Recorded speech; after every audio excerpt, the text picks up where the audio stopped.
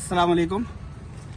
मैं ऐसे 25 मुकामात की निशानदही किया हूँ जिसके ताल्लुक से केसीआर साहब ने कभी वादे किए थे या उस मुकाम पर ठहर कर वादा किया था या उस मुकाम के ताल्लुक से वादा किया था। तो मैं मुसलमानों को उसी मुकाम पर जाके ठहर के केसीआर साहब के वादे याद दिलाना चाहूँगा।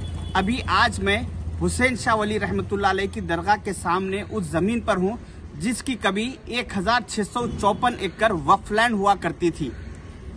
2014 से पहले इस दरगाह की ज़मीन पर कुछ लोगों ने कब्जा किया, तो उस कब्जे के बाद 2014 के इलेक्शन में केसीआर साहब ने मुसलमानों से ये वादा किया कि आप लोग मेरा साथ दीजिए, मुझे इख्तिदार पर लाइए, मैं एक ईंट ज़मीन इन कब्जेदारों से वापस लेके मैं मुसलमानों के वक्फ बोर्ड के हैंडओवर करूँगा। मुसलमान उनके इस वादे पे भरोसा किए और उनका 2014 में उनको इख्तिदार पर लाए।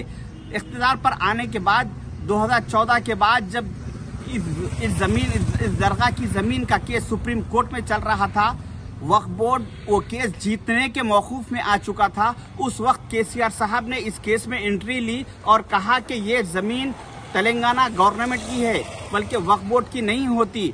और वक्फ बोर्ड के सारे एडवोकेट्स को और सारे स्टाफ को उन्होंने वार्निंग देके उन्होंने खामोश बिठा दिया और कहा कि सुप्रीम कोर्ट में किसी किस्म का कोई तुम्हारी तरफ से आर्गुमेंट नहीं होना और तुम लोग खामोशी इख्तियार करना।